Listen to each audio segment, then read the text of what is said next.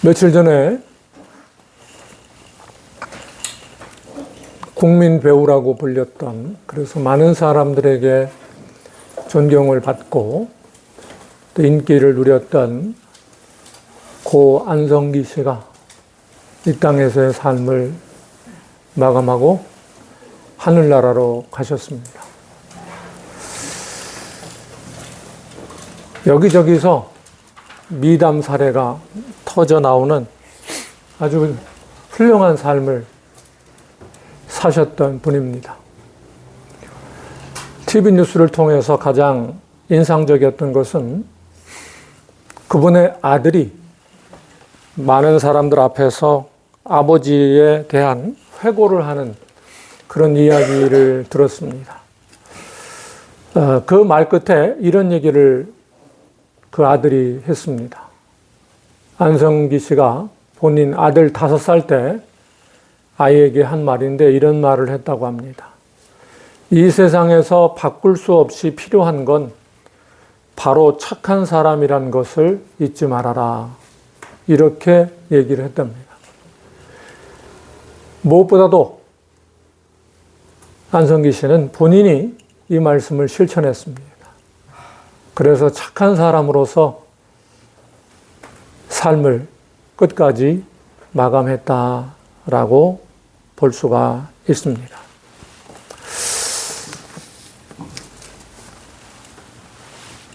돌아오는 수요일 날 양평에 있는 서욱교회에 가서 말씀을 전하게 됐는데 그 목사님이 저에게 이제 말씀을 이제 부탁하면서 설교 본문하고 제목을 이제 문자로 보내달라고 했는데 제가 그 목사님의 이름을 딱 적어서 문자로 보냈어요. 그래서 이 목사님이 당황해가지고 이 제목 이게 웬 말이냐고 좀 제목을 좀 다른 걸로 바꿔달라고 해서 다른 걸로 바꾼 제목이 바로 착한 사람입니다.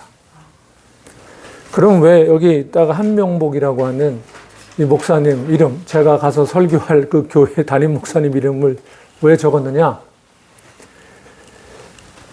그 교회에서 말씀을 부탁 막 받고 어떤 말씀을 전할까 막 고민하다가 딱 생각난 게 이 이름이었습니다. 한 명이 복을 받으면 주변의 많은 사람들에게 좋은 영향력을 미치고 그들도 복을 받는다라고 하는 것입니다. 그래서 한명복 이렇게 말씀 제목을 정해봤습니다. 뿐만 아닙니다. 내가 한 사람 한 사람을 복되게 할 수 있습니다. 그들이 복 있는 사람으로 살아갈 수 있도록 격려해 줄 수 있습니다. 이럴 때 내가 생각지도 못했던 놀라운 일들이 벌어지게 됩니다. 장례식을 가보잖아요. 장례식을 가보면 고인이 정말 잘 살았잖아요. 그러면 고인을 많이 추모해요. 고인이 뭐 이랬다 저랬다라고 하지만 고인이 아무런 남긴 것이 없고 복되게 살지 않았다라고 하면 거기에 모이는 사람들이 그 고인의 장례식에 왔는데도 고인의 얘기를 하지를 않고 그냥 자기들의 일상의 얘기 어떻게 지냈느냐 뭐 안부를 묻고 그러다가 돌아갑니다. 본인의 장례식인데 본인을 추모하는 게 하나도 없다라고 하는 것 얼마나 비극적입니까? 자, 중요한 건 뭐냐면 내가 어떻게 사느냐 매우 중요합니다. 그런데 하나님은 우리에게 착한 사람으로 살아가라 라고 말씀을 하셨고 그 대표적인 예가 바로 바나바라고 하는 사람이었습니다. 바나바는 어디든 부르면 가는 사람이었습니다. 어떤 목사님이 의기소침해 있다. 그러면 그 지역에 파송돼서 가서 그 목사님을 세워주고 살아날 수 있도록 만들어줍니다. 어디에서 분쟁이 생겼다. 그럼 또 거기 가가지고 그걸 해결해 줍니다. 또 여러분도 잘 아는 것처럼 사도 바울에게 찍혀가지고 완전히 선교 여행을 떠날 때도 너는 빠져 라고 했던 마가라는 인물 있잖아요. 마가복음의 마가. 이 마가를 끝까지 품어줬던 사람이 바로 바나바였습니다. 결국 바울까지 그 미워했던 마가를 품게 되었습니다. 바나바가 얼마나 다정다감하고 따뜻한 사람이었는지 알 수 있겠죠. 자, 오늘 그 바나바를 좀 볼 텐데, 좀 오늘 말씀 볼까요? 자, 사도행전.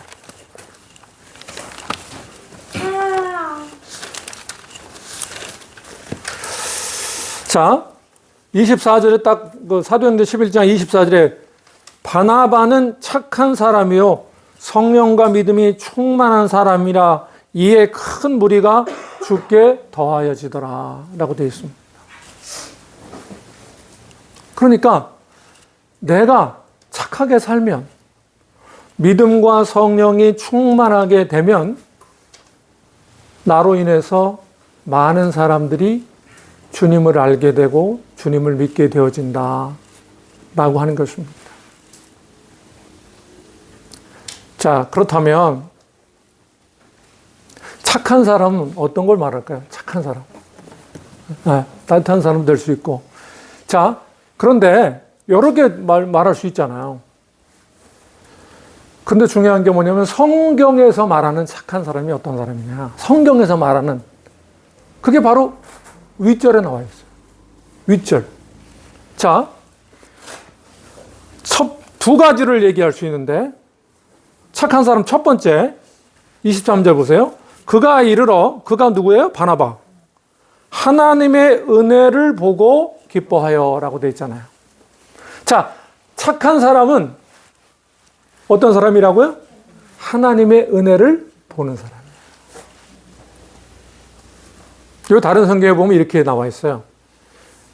내 삶의 모든 배후에 하나님의 은혜가 있음을 보는 사람. 이렇게 되어 있어요. 그러니까 다른 사람이 이렇게 볼 때 그 사람의 허물을 본다든지 그 사람의 상황을 보는 게 아니라 그 사람 배후에 하나님이 계시고 하나님의 은혜가 있다라고 하는 것, 그것을 먼저 바라볼 줄 아는 사람. 그러니까 항상 그 사람의 배후에 하나님의 은혜가 있다라고 생각하면서 그를 대하니까 다르겠죠, 아무래도. 그렇죠? 네. 귀하게 여길 줄 알아요. 소중히 여길 줄 알잖아요. 그렇잖아요. 하나님의 은혜가 함께하는 사람이라고 보니까 그런 사람한테 막 욕할 수 있겠어요? 얼마나 소중한 사람인데. 그렇게 볼 수 있는 사람이 성경적으로 볼 때 착한 사람이라는 거. 자, 두 번째 보면 모든 사람에게죠. 그죠? 모든 사람에게. 뭐 사람을 가리는 게 아니에요. 모든 사람에게 뭘 얘기하냐면 굳건한 마음으로 주와 함께 머물러 있으라 권하는 사람이에요. 착한 사람이에요. 아무리 힘들고 어려워도 누가 함께 하신다고요? 주님이. 주님이 함께 하시니까 힘들어도 네 자리를 굳건히 지켜라 라고 계속 권면해주고 격려해주는 거예요. 네가 힘들어도 네 자리를 굳건히 지킴으로 인해서 너와 함께하는 사람들도 힘을 얻고 살아날 수 있다라고 하는 것을 늘 말해주는 사람. 이게 바로 성경적으로 착한 사람이에요.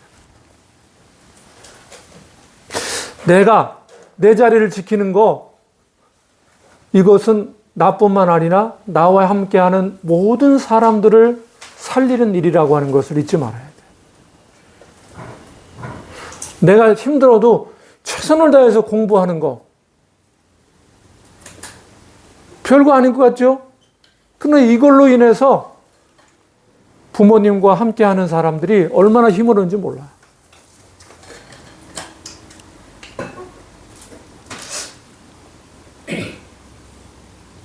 예전에 제가 고등학교 1학년 때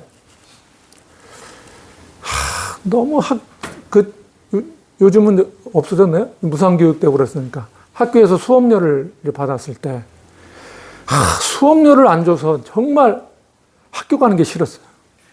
학교만 불려가면 거기 가면은 맨날 방송 나오고 수업료 안 낸 사람, 그리고 뭐 교무실로 뭐 어디 재무실로 오라고 그러고 막 이러고 하니까 거기 또 가면 선생님이 너 짤짤이 하다가 너 부모님이 주신 돈 잊어먹고 너 못 내는 거지 뭐 이렇게 오해를 한다거나 말할 수 없이 너무 힘들었어요.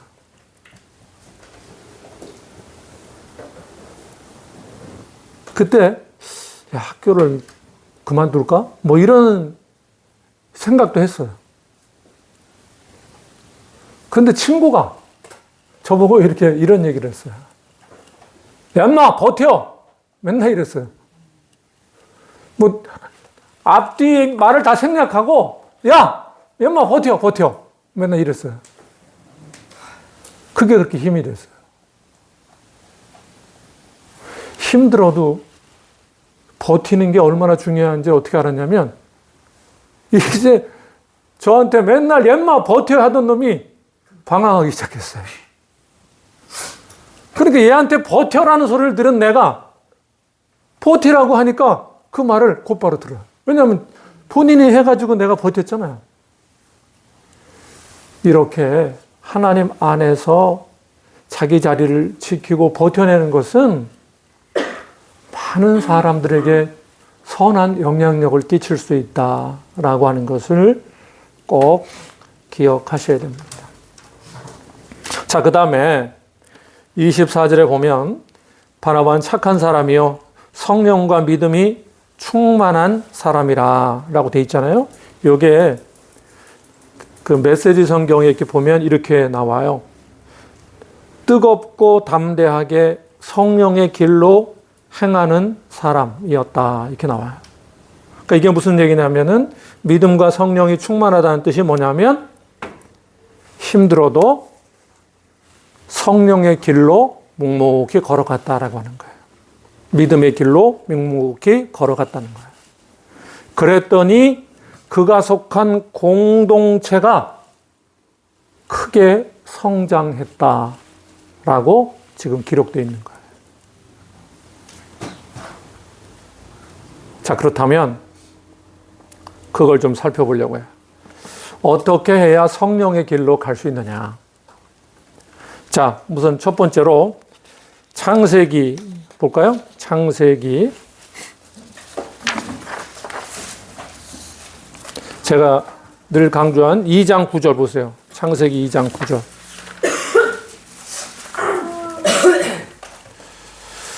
자, 여러분 읽겠습니다. 자, 시작. 여호와 하나님이 그 땅에서 보기에 아름답고 먹기에 좋은 나무가 나게 하시니 동산 가운데에는 생명나무와 선악을 알게 하는 나무도 있더라. 아멘. 네. 다음에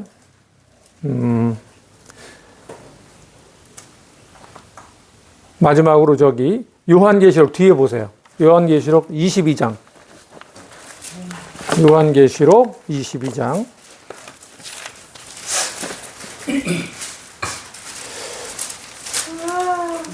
자, 22장 1절과 2절 여러분이 읽겠습니다. 1절과 2절 시작. 또 그가 수정같이 맑은 생명수의 강을 내게 보이니 하나님과 및 어린 양의 보좌로부터 나와서 길 가운데로 흐르더라. 강 좌우에 생명나무가 있어 12가지 열매를 맺되 달마다 그 열매를 맺고 그 나무 잎사귀들은 만국을 치료하기 위하여이더라.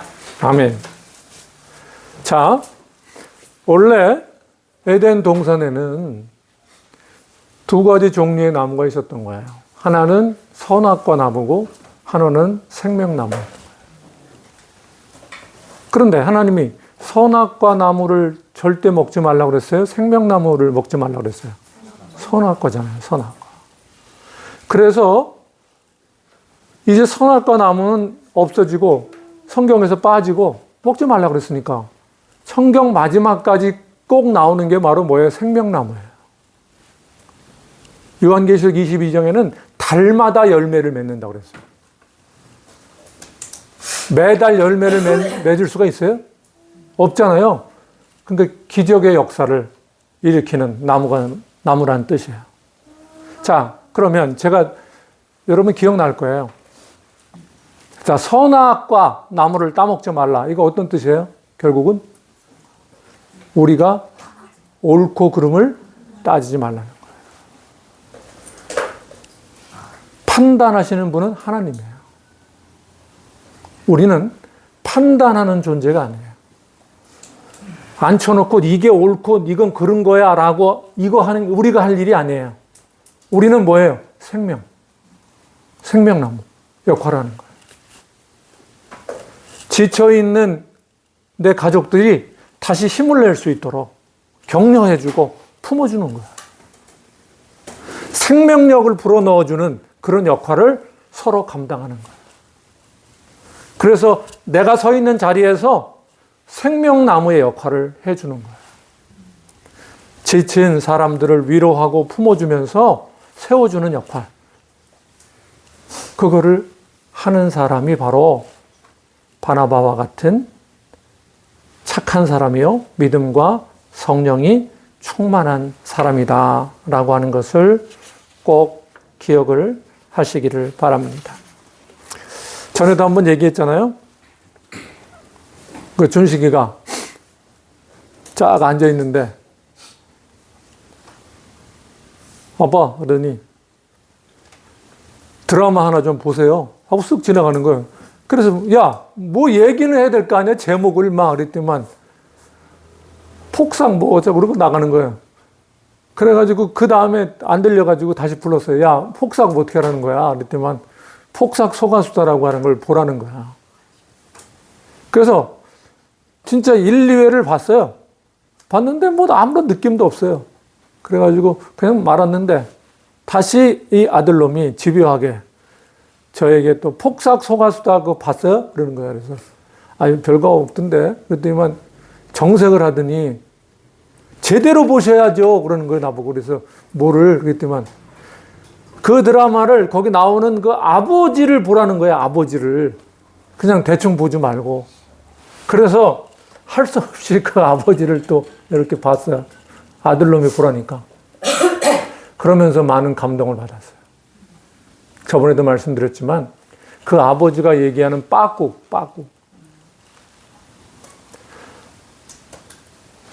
자식에게 너희들이 하고 싶은 일을 마음껏 해라. 도전해보고 해라. 그러다가 잘 안 돼서 실패하면 언제든 아버지가 있다는 걸 잊지 말고 내 품에 또 안겨라. 그리고서 재기하고 힘을 내서 다시 나갈 수 있도록 아버지가 그 역할을 해줄 테니까 마음 놓고 도전해봐. 그 대사에 큰 감동을 받았어요. 왜? 이게 하나님 아버지의 마음이니까. 아버지 하나님이 바로 그거예요. 뭐 옳고 그름을 막 따지는 그런 아버지가 아니에요. 네가 하고 싶은 일은 마음껏 해. 그러나 실패할 때는 언제든 나에게 돌아와. 내가 또 품어주고 다시 설 수 있도록 해줄 테니까. 바로 조용히 우리들의 빠꾸를 준비해 주시는 분이 바로 우리가 믿는 하나님이시다 라고 하는 것을 꼭 기억을 하시기를 바랍니다. 자, 그 다음에 창세기 50장 한번 찾아볼까요? 창세기 50장.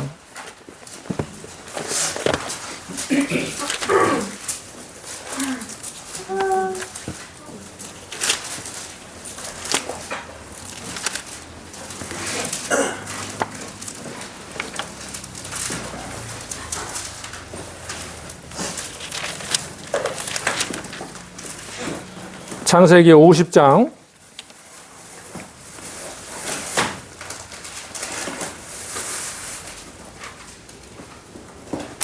17절 보세요. 50장 17절. 너희는 이같이 요셉에게 이르라. 내 형들이 내게 악을 행하였을지라도 이제 바라건대 그들의 허물과 죄를 용서하라 하셨나니 당신 아버지의 하나님의 종들인 우리 죄를 이제 용서하소서 하며 요셉이 그들이 그에게 하는 말을 들을 때에 울었더라. 그의 형들이 또 친히 와서 요셉의 앞에 엎드려 이르되 우리는 당신의 종들이니이다. 요셉이 그들에게 이르되 두려워하지 마소서. 내가 하나님을 대신하리이까. 이 장면 아시죠? 요셉을 팔아먹었던 형들. 나중에 요셉이 총리가 되었을 때 이제 찾아와서 이제 우리는 다 죽었다 하고 생각하고 용서를 비는 이 장면. 형들도 울고 요셉도 울잖아요. 또 이 동생, 이 아들이 이 형들을 용서하기를 바라는 아버지도 아마 울었을 거예요. 요셉 상황 아시잖아요.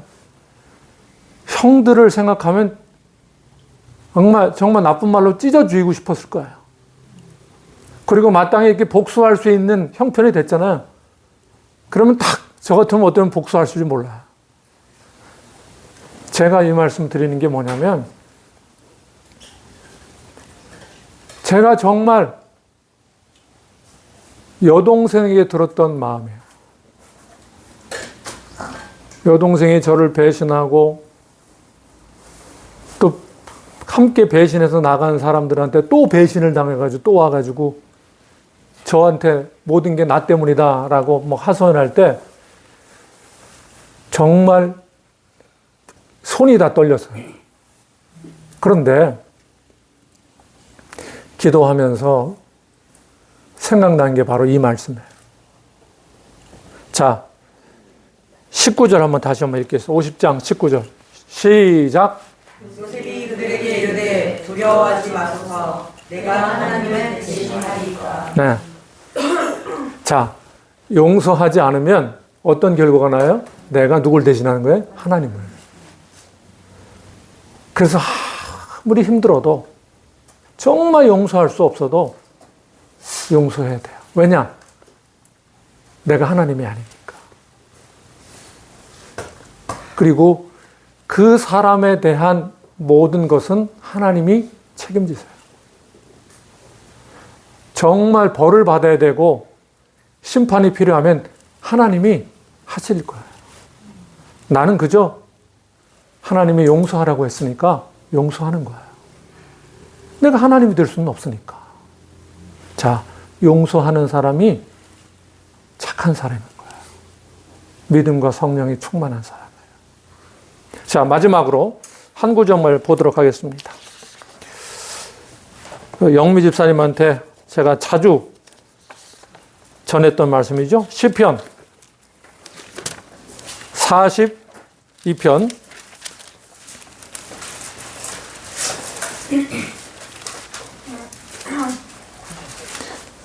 몇 절이에요? 5절 시작. 내 영혼아 내가 어찌하여 낙심하며 어찌하여 내 속에서 불안해하는가. 너는 하나님께 소망을 두라. 그가 나타나 도우심으로 말미암아 내가 여전히 찬송하리로다. 그러니까 이 말씀이 11절에 또 있죠. 내 영혼아. 그런 다음에 또 43편에 5절에 또 있잖아요.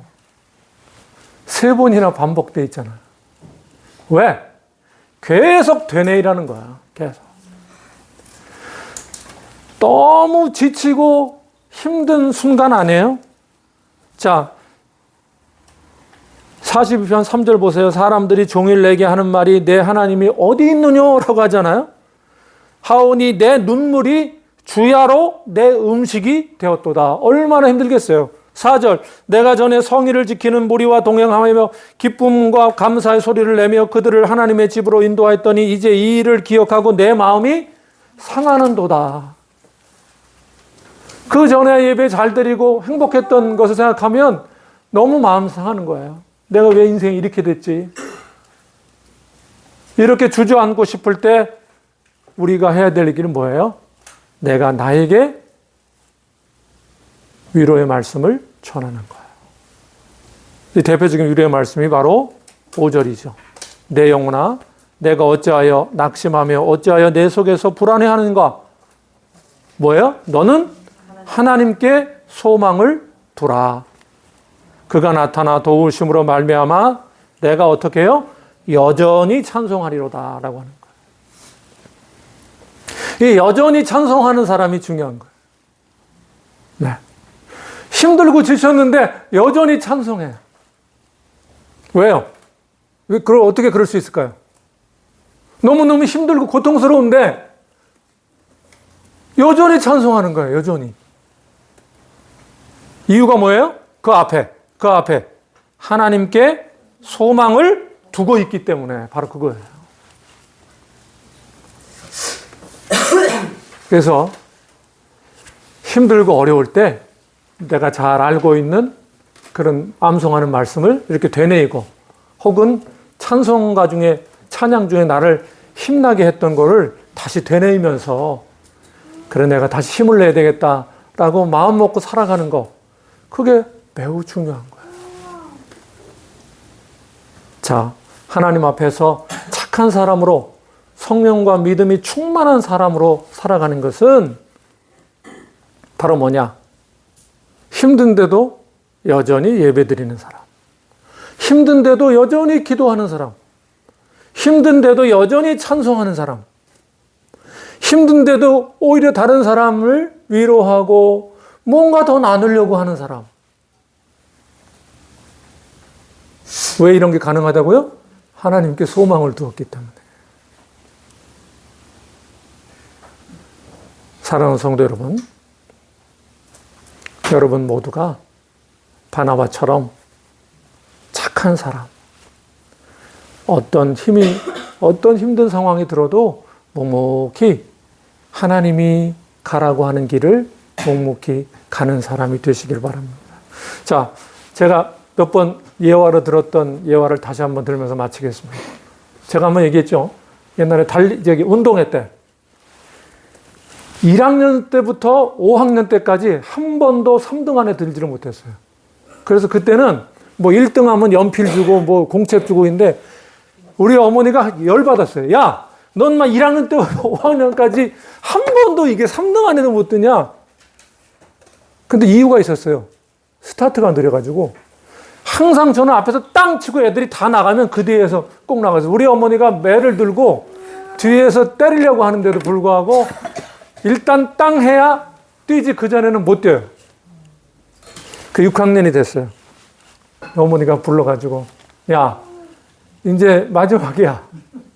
한번 해야 될 거 아니야? 그랬는데 자신이 없잖아요. 근데 이제 학교를 갔어요. 근데 선생님이 막 떠들고 애들도 이러는데 선생님이 이런 거예요. 갑자기 야, 오늘 그 레이스가 바뀌었어. 늘 이렇게 직진하는 데로 뛰지 말고 돌아와서 이렇게 곡선 주로로 타야 돼. 이런데 애들이 너무 시끄러워가지고 뭔데 저는 그걸 옆에서 알아들은 거야. 딱 알아들었다가 땅 했는데 쭉 꼴찌로 가는데 전부 직선으로 막 하고 학부모들도 늘 거기에 있었으니까 학부모들도 다 있는 거야. 근데 저는 꼴찌로 가서 곡선 주로를 딱 타가지고 가는데 막 꿍성소리도 쟤 뭐야 쟤 왜 절로 가냐? 쟤 혼자 막 난리가 난 거예요. 야, 이쪽으로 가 하는데도 무조건 돌아서 가가지고 딱 갔더니 결승 테이프 있잖아요. 그 테이프가 딱 해서 여기 들어왔어요. 1등. 어떻게 제가 1등 할 수 있었어요?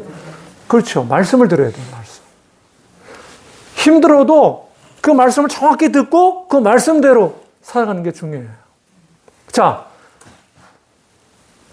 직선 주로로 막 뛴 친구들 어떻게 됐겠어요? 막 뛰어가지고 막 1등 했다고 부모의 축하를 받고 막 이러다가 갑자기 난장 반이 된 거예요. 막 누가 거기 아니야 뭐 이러니까 거기서 다시 막 뛰어가는 애 뭐 넘어지고 막 엉망이. 그래서 늘 1, 2등 하던 애가 모두 다 꼴찌했어요. 왜 걔네들은 꼴찌한 줄 알아요? 늦게라도 뛰면 걔들은 2, 3, 뭐 3등이라도 할 수 있었어요. 근데 안 뛰었어요. 왜 그랬을까요? 끝까지 자기들은 제대로 뛰었다. 이걸 이제 고집하는 거야. 그 부모와 함께. 그 막 부모가 와서 항의하는 거야. 그런데 선생님이 얘기했어요. 이렇게 얘기를 했습니다. 그래서 선생님이 저를 보고 내가 그렇게 말했지? 그런데 가장 크게 대답하는 거예요. 제가 분명히 들었습니다. 이렇게 했잖아요. 자, 이거예요. 하나님이 말씀하시는 대로 힘들어도 살아가는 사람은 하나님이 크게 축복하는 인생이 되지만 말씀이 아니라 지가 가는 길로 갔다가는 처음에는 뭐 좋고 뭐 할 수 있지만 결국 뭐예요? 허망한 길이 돼요. 허망. 그래서 예수님이 이렇게 했잖아요. 나더러 주여 주여 하는 자마다 다 천국에 들어갈 수가 없다 그랬잖아요. 나중에 너 왜 그랬니? 너 뭐야? 내 말 저런 거야? 예수님이 이렇게 말씀하신다는 거예요. 그래서 말씀대로 살아가는 것 크게 착한 사람이고 하나님이 축복하시는 삶이다 라고 하는 것을 꼭 기억하시기를 바랍니다. 기도하겠습니다. 아버지 하나님, 오늘 착한 사람으로 믿음과 성령이 충만한 사람으로 주위의 많은 사람들에게 선한 영향력을 끼치고 예수님께로 돌아오게 만드는 복된 삶에 대해서 말씀을 전하고 들었습니다. 금년 한 해 오늘 예배드리는 모든 분들이 이 말씀의 주인공이 되어줄 수 있도록 인도하여 주옵소서. 예수님의 이름으로 기도드립니다. 아멘.